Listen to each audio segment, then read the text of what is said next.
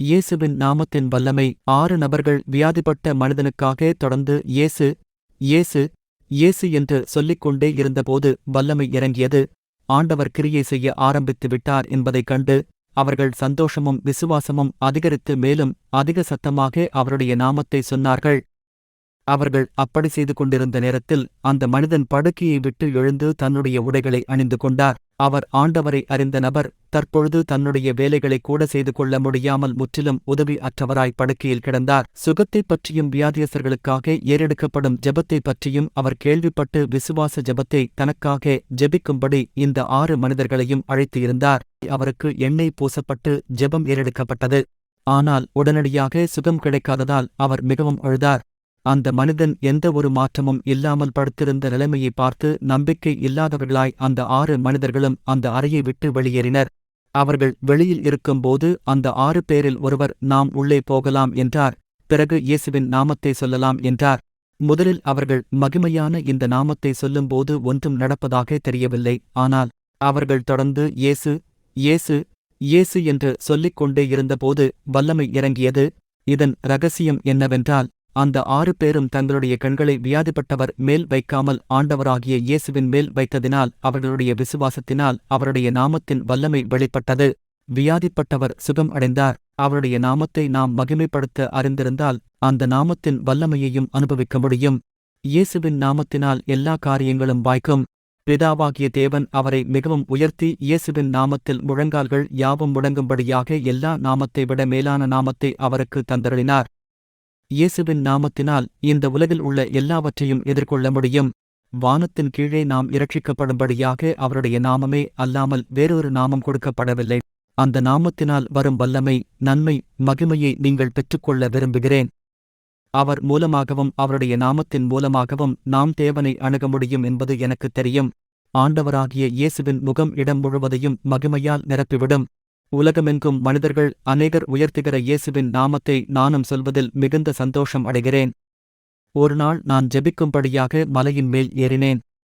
அது ஒரு அருமையான நாள். அது வேல்ஸ் நாட்டின் உயர்ந்த மலை. ஒரு மனிதன் ஜெபிக்கும்படியாக இந்த மலையின் மேல் ஏறி தேவ ஆவியானவர் அவரை சந்தித்ததினால் அவர் கீழே இறங்கும்போது அவருடைய முகம் தேவதூதருடைய முகத்தைப் போல பிரகாசித்ததாக நான் கேள்விப்பட்டேன். அந்த கிராமத்தில் உள்ளவர்களும் அதைப்பற்றி நிறைய சொன்னார்கள். நான் இந்த மலையில் ஏறி அந்த நாள் முழுவதும் தேவ பிரசன்னத்தினால் செலவழித்ததும் அவருடைய அற்புதமான வல்லமை என்னை மூடி என்னை முழுவதும் நிரப்பியது. 2 வருடங்களுக்கு முன்னால் 2 இளைஞர்கள் வேல்ஸிலிருந்து என் வீட்டிற்கு வந்தனர். அவர்கள் சாதாரணமான இளைஞர்கள்தான், ஆனால் தேவனுக்காக மிகவும் வைராக்கியமாக மாறினார்கள். அவர்கள் எங்களுடைய ஊழியத்திற்கு வந்து தேவன் செய்த சில கிரியைகளைக் கண்டார்கள். அவர்கள் எங்கள் சபையின் தலைவர் ஒருவர் இருக்கிறார். அவர் பகல் முழுவதும் தகர சுரங்கத்தில் வேலை செய்து இரவு நேரங்களில் பிரசங்கிப்பார். இதனால் அவர் உடல் முழுவதும் பாதிக்கப்பட்டு 4 வருடங்கள் தன்னால் எதுவும் செய்ய முடியாதவராக இருக்கிறார். ஸ்பூனில் உணவு கொடுக்கப்படுகிறது. தேவன் உங்களை வேல்ஸுக்கு கொண்டு வந்து அவரை எழுப்புவார் என்பதில் எங்களுக்கு எந்த ஒரு ஆச்சரியமும் இல்லை என்றார்கள். நான் அந்த மலை உச்சில் இருந்தபோது எனக்கு அந்த மறுரூபக் காட்சி நினைவூட்டப்பட்டது. இந்த பள்ளத்தாக்கில் என்னை மிகவும் பயன்படுத்துவதற்காக தன்னுடைய மகிமையால் என்னை நிரப்புவதே தேவனுடைய நோக்கம் என்று நான் உணர்ந்தேன். அந்த நாளில் நான் மலையின் மேல் இருக்கும்போது நீ போய் லாசரஸை எழுப்ப வேண்டுமென்று தேவன் சொன்னார். என்னோடு இருந்த சகோதரரிடம் இதைப்பற்றி சொன்னேன். நான் பள்ளத்தாக்கிற்கு இறங்கியதும் ஒரு போஸ்ட் கார்டை வாங்கி அந்த 2 இளைஞர்களும் எனக்கு கொடுத்திருந்த மனிதனுடைய முகவரிக்கு இப்படியாக எழுதினேன்: இன்று நான் மலையின் மேல் ஜெபித்துக் கொண்டிருந்தபோது நான் போய் லாசரஸை எழுப்ப வேண்டுமென்று ஆண்டவர் சொன்னார் என்று எழுதியிருந்தேன். பிறகு கடிதம் அனுப்பின அந்த முகவரிக்கு நாங்கள் சென்றடைந்தோம். அங்கு ஒரு நபர் என்னை பார்த்து நீர்தானே இதை அனுப்பினாய் என்று கேட்டார். ஆமாம் என்றேன். நாங்கள் இதை நம்புவோம் என்று நினைக்கிறீர்களா? இதை எடுத்துக்கொள்ளுங்கள் என்று சொல்லி என்மேல் வீசி எறிந்தார். அந்த மனிதன் ஒரு வேலைக்காரரை அழைத்து இவரை லாசரஸிடம் கூட்டிக் கொண்டு போங்கள் என்றார். லாசரஸை பார்த்த தருணமே நீங்கள் உங்கள் வீட்டிற்கு செல்ல தயாராகி விடுவீர்கள், ஒன்றும் உங்களை தடுக்காது என்றார். சரியாக பார்த்தால் சூழ்நிலையின்படி அவர் சொன்னது எல்லாம் சரிதான். அந்த மனிதன் உதவியற்றவராய் எலும்புகளைத் தோலால் மூடிய உடம்பை உடையவராய் காணப்பட்டார். பிழைப்பதற்கான எந்த ஒரு நம்பிக்கையும் இல்லை.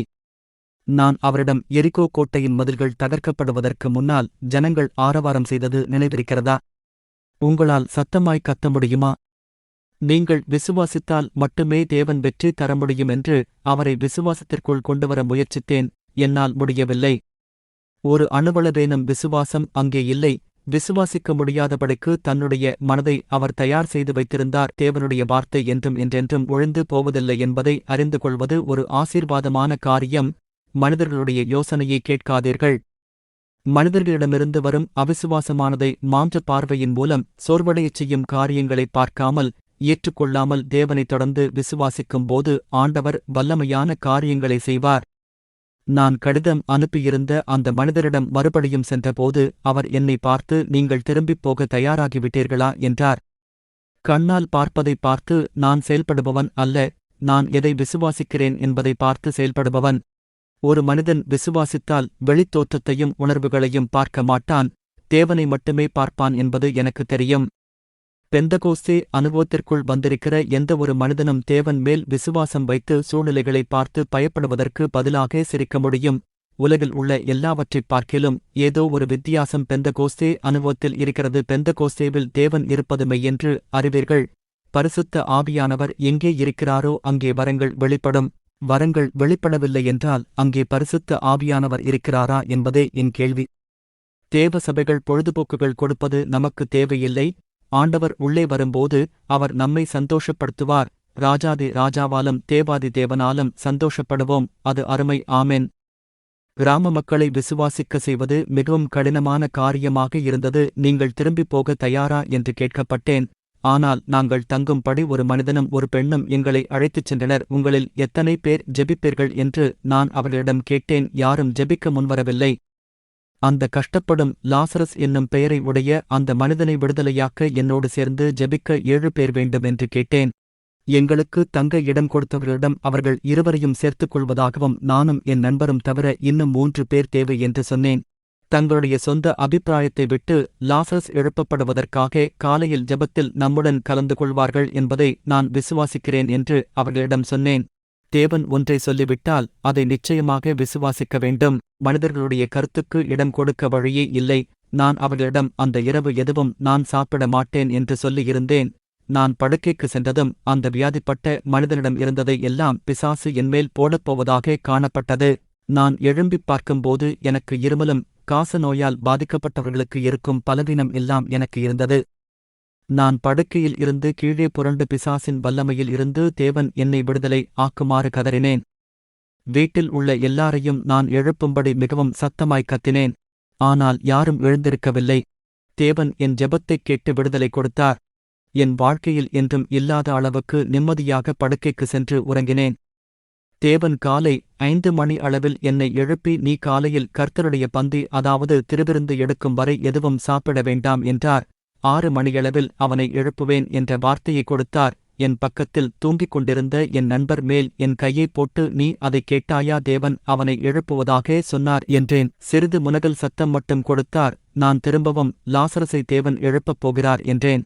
8 மணி அளவில் நாங்கள் தயாராகினோம். ஆண்டவர் உங்களை ஜெபத்திலும் உபவாசத்திலும் நடத்தும்போது அது உங்களுக்கு மிகுந்த மகிழ்ச்சியை கொண்டு வரும். லாசரஸ் வீட்டிற்கு சென்றதும் நாங்கள் 8 பேர் கூடியிருந்தோம். அவருடைய படுக்கையை சுற்றி நாங்கள் நின்றபோது லாசரஸின் ஒரு கையை பிடிக்குமாறு ஒரு சகோதரனிடம் சொன்னேன். மறுக்கையை நான் பிடித்துக் கொண்டேன். நாங்கள் எங்களுக்கு அடுத்ததாக இருக்கிறவர்களுடைய கரங்களை பிடித்துக் கொண்டோம். நாம் ஜெபிக்கப் போவதில்லை, இயேசுவின் நாமத்தை இங்கே பயன்படுத்தப் போகிறோம் என்று சொன்னேன். நாங்கள் எல்லோரும் முழங்கால் படியிட்டு இயேசு இயேசு இயேசு என்று சொல்லிக் கொண்டே இருந்தோம். ஆண்டவருடைய வல்லமை இறங்கி திரும்பவும் மேலே சென்றது. 5 முறை தேவ வல்லமை இறங்கி தரித்து இருந்தது. ஆனால் படுக்கையில் அவர் அசையாமல் இருந்தார். 2 வருடங்களுக்கு முன்பு ஒருவர் வந்து லாசரஸை எழுப்ப முயற்சி செய்தார். அவரை பிசாசு தோற்கப் பண்ணினதால் லாசரஸை அவிசுவாசத்திற்கு உள்ளாக்கினான். நான் இப்படியாக சொன்னேன், பிசாசு என்ன சொல்கிறான் என்பதை பற்றி எனக்கு தேவையில்லை. ஆண்டவர் உங்களை எழுப்புவதாக சொன்னால் நிச்சயமாக எழுப்புவார். தேவன் இயேசுவைப் பற்றி சொன்னதை தவிர மற்ற எல்லாவற்றையும் மறந்துவிடுங்கள் என்று சொன்னேன். 6வது முறை வல்லமை இறங்கியது. வியாதிப்பட்ட மனிதனுடைய உதடுகள் அசைய ஆரம்பித்தது. கண்களில் கண்ணீர் வழிய ஆரம்பித்தது. தேவ வல்லமை இங்கே இருக்கிறது, அதை ஏற்றுக்கொள்வது உங்களைப் பொறுத்தது என்று அவரிடம் சொன்னேன். என் இருதயத்தில் கசப்பு இருந்தது. நான் தேவ ஆவியானவரை துக்கப்படுத்தினேன் என்பதை அறிவேன். இங்கே உதவியற்றவனாய் காணப்படுகிறேன். என் கைகளை தூக்க முடியவில்லை, ஒரு ஸ்பூனை கூட என் வாய்க்கு கொண்டு போக முடியவில்லை என்றார். மனம் திரும்புங்கள், ஆண்டவர் உங்களுக்கு செவி கொடுப்பார் என்று சொன்னேன். அவர் மனம் திரும்பி அழுதார். ஓ தேவனே, இந்த மகிமை உமக்கே உரியது என்றார். தேவனுடைய நன்மைகள் அவருக்குள் கடந்து சென்றதாகவும் கூறினார். தேவ நாம மகிமைக்காக என்னை சுகமாக்கும் என்று ஜெபித்தார். இந்த சம்பவத்தை நான் சொல்லும்போது அதை நான் அப்படியே சொல்ல வேண்டும், மிகைப்படுத்தி சொல்லக்கூடாது என்பதை தேவனிடம் கேட்டுக்கொண்டேன். ஏனெனில் மிகைப்படுத்துவதை தேவனால் ஆசீர்வதிக்க முடியாது. நாங்கள் மறுபடியும் இயேசு இயேசு இயேசு என்று சொல்லியபோது அந்தக் கட்டில் அசைந்தது. அந்த மனிதரும் அசைந்தார். எல்லாரும் கீழே போங்கள், இது எல்லாம் தேவ செயல், நான் அவருக்கு உதவி செய்யப் போவதில்லை என்று என்னோடு இருந்தவர்களிடம் சொன்னேன். நான் உட்கார்ந்து பார்த்துக் கொண்டிருந்தேன். அந்த மனிதன் எழுந்து தன்னுடைய உடையை சரிசெய்து கொண்டார். அவர் படியில் இறங்கும்போது நாங்கள் தேவனை துதிக்கும் துதிப்பாடல் பாடினோம். லாசரஸ் எழுந்து விட்டார் என்கிற செய்தி பரவ ஆரம்பித்தது.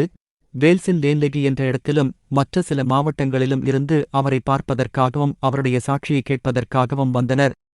அநேகருக்கு தேவன் இரட்சிப்பை கொடுத்தார். இந்த மனிதன் உடனடியாக திறந்த வழிகளிலே தேவன் தனக்கு செய்ததை சொன்னார். அதன் விளைவாக அநேகர் தங்கள் குற்றத்தை உணர்ந்து மனந்திரும்பினார்கள். எல்லாம் அவருடைய நாமத்தினால் நடந்தது. அவருடைய நாமத்தைப் பற்றும் விசுவாசத்தினால் வந்தது. ஆம், அவருடைய நாமத்தின் மேல் உள்ள விசுவாசம் இந்த வியாதிப்பட்ட மனிதனுக்கு எல்லாருக்கும் முன்பாக சர்வாங்க சுகத்தை கொடுத்தது. நம் எல்லாருடைய அக்கிரமங்களையும் பாவங்களையும் தன் மேல் சிலுவை தண்டனை மூலம் சுமந்து தீர்த்த தேவ ஆட்டுக்குட்டியாகிய இயேசுவை தேவனுடைய ஒரே பேரான குமாரனாக நீங்கள் பார்க்கும்போதும் நாம் மீட்கப்பட்டு விடுதலையாகும்படியாக இயேசு முழு விலைக்கிரயத்தையும் செலுத்தியதை நீங்கள் நம்பும்போதும் மற்றும் ஜெபித்து முழுமையாய் ஏற்றுக்கொள்ளும் போது மட்டும்தான் நீங்கள் உங்களுடைய இரட்சிப்பு, ஜீவன், வல்லமை என்கிற உங்களுக்கு உரிமையாக்கப்பட்ட சுதந்திரத்திற்குள் நுழைய முடியும். உங்களிடம் ஒன்றுமே இல்லாமல் இருக்கும்போதும் உங்களிடம் தேவன் இருப்பார். உங்கள் குணாதிசயங்களை நல்ல பெயர்களை இழந்திருந்தாலும் எதுவுமே இல்லாமல் இருந்தாலும் நீங்கள் தேவனை உடையவர்களாய் மாற முடியும். மிகவும் மோசமான மனிதர்கள் கூட தேவ வல்லமையினால் இரட்சிக்கப்பட்டதை நான் பார்த்து இருக்கிறேன். பைபிளை அதிகமாக வாசியுங்கள். ஆண்டவர் இயேசு கிறிஸ்துவை மட்டுமே பின்பற்றுங்கள். நீங்கள் இந்த இயேசுவின் நாமத்தை சார்ந்து கொள்ளுங்கள். ஜீவனுள்ள தெய்வமாய் வெளிப்படுகிற இயேசுவை பின்பற்றி பிசாசின் வஞ்சனைகளுக்கும் நரகத்திற்கும் தப்பி சொர்க்க ஆசீர்வாதங்களையும் பெற்றுக்கொள்ளுங்கள். தேவ வல்லமையால் நிரம்பி அநேகரை சுகமாக்குங்கள் மற்றும் ஆண்டவரிடம் நடத்துங்கள். தேவன் உங்களை ஆசீர்வதிப்பாராக. ஆமென். ஜீவனுள்ள தெய்வமாய் வெளிப்படுகிற இயேசுவை பின்பற்றி பிசாசின் வஞ்சனைகளுக்கும் நரகத்திற்கும் தப்பி சொர்க்க ஆசீர்வாதங்களையும் பெற்றுக்கொள்ளுங்கள். தேவ வல்லமையால் நிரம்பி அநேகரை சுகமாக்குங்கள் மற்றும் ஆண்டவரிடம் நடத்துங்கள். தேவன் உங்களை ஆசீர்வதிப்பாராக. ஆமென்.